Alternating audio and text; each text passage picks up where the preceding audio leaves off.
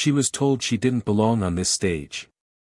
Tonight, she made an entire stadium in Toronto forget she was ever the underdog. Because what happened on Sobeys Stadium wasn't just a win. It was a warning to every single player left in this draw, and by the end of this video, you'll understand exactly why the WTA is running out of ways to stop her. Stay until the end, because the twist waiting for her in the next round is bigger, scarier, and far more personal than anything you've seen from her so far. But before we go there, if you've been following this journey with us, do one thing for me right now. Hit that subscribe button. Not because we're asking. Because somewhere in the Philippines, a kid is watching this same rise happen in real time, the way millions once watched Manny Pacquiao climb out of nothing. If you want to be able to say, I was here from the start, when this story reaches its biggest chapter yet, subscribe now, turn on notifications, and let's go through this together. Now let's talk about what actually happened in Toronto.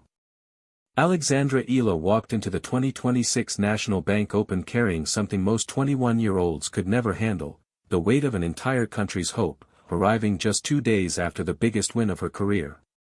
She had just captured her maiden WTA Tour singles title at the Mubadala City DC Open in Washington, becoming the first player in Philippine history, man or woman, to lift a WTA trophy. She beat the top 3 seeds back-to-back to do it, closing out the final against world number 3 Jessica Pegula in a rain-delayed thriller. There was no time to celebrate. No time to breathe. 48 hours later, she was on a plane to Canada, walking straight into a rematch with a woman who had already broken her heart once this year. Her name is Alycia Parks. And if you don't know her yet, you need to understand exactly what Eala was walking into. Parks shares the record for the fastest serve in WTA history, 129 miles per hour, a missile she launched at the 2021 US Open, a mark she shares with Venus Williams herself. When these two first met at the Australian Open back in January, Eala looked untouchable, blitzing the opening set 6-0. And then Parks' serve took over. She clawed back to win 6-3, 6-2, and walked away with the kind of victory that lives in an opponent's head for months. That loss never left Eala. And everyone in Toronto was about to find out just how much it had changed her. Because here's the twist nobody outside her camp expected. This wasn't going to be a clean, easy revenge story.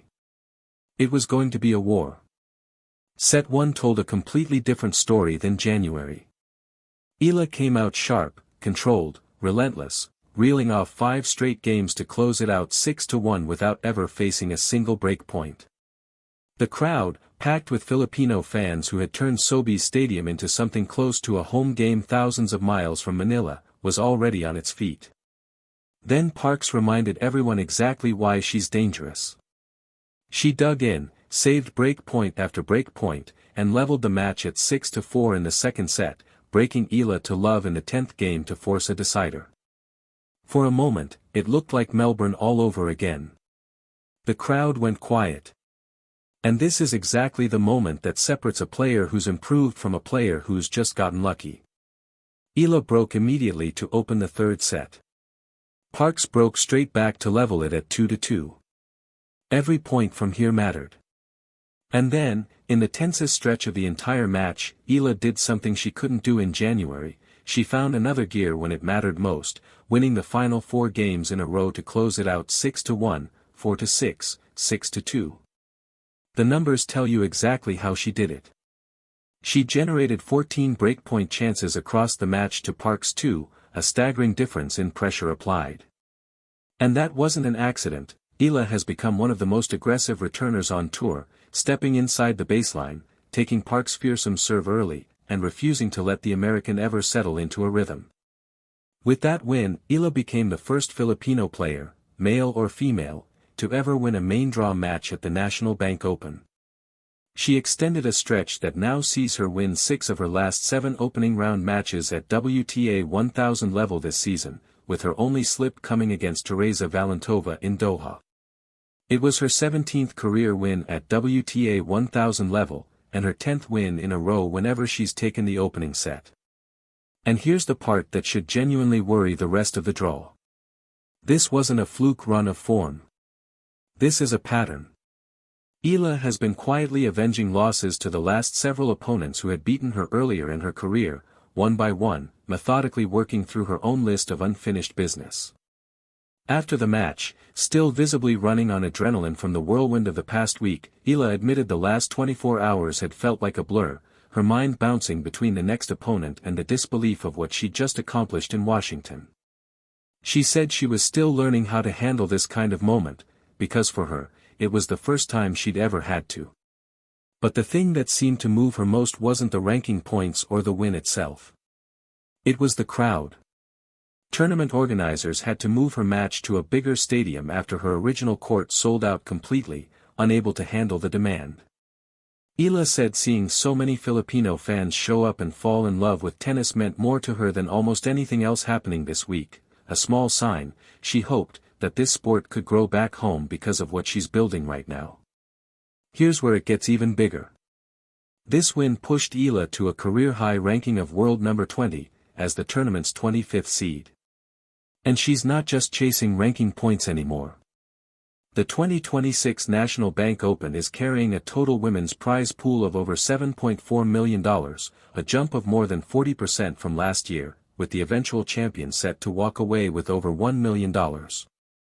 For a player who was outside the top 50 at the start of this season, that number alone tells you how fast her world has changed. But don't get comfortable yet. Because the story isn't over. Not even close. Waiting for Eala in the third round is American Katie McNally, a dangerous, unpredictable opponent in her own right. And if Eala survives that, the draw gets significantly darker. Somewhere in her section sits the reigning Wimbledon champion, 6th seed Linda Noskova, the same player who has already beaten Eala twice this season, once at Indian Wells and again in the semi-finals at Berlin, where Noskova produced a ruthless display of first-strike tennis. If these two collide again in Toronto, it won't just be another match. It will be the biggest test yet of whether this version of Eala, the one who just neutralized the fastest server in the sport, can also solve the player who has owned her all year. So here's the real question hanging over everything that happens next. Eala has already proven she can beat a former Grand Slam finalist under pressure. She's proven she can win a WTA title outright. She's proven a stadium full of strangers can suddenly feel like home. But can she do it again, back to back, against opponents who now know exactly how dangerous she's become? That answer is coming in the next round. And trust me, you do not want to find out secondhand. If this story means anything to you, if you want to be there the moment she either completes the greatest run of her career or runs into the one player still standing in her way, subscribe right now and turn on notifications. Because what happens next in Toronto might be the most important few days of Philippine sports history, and we're going to bring you every single second of it.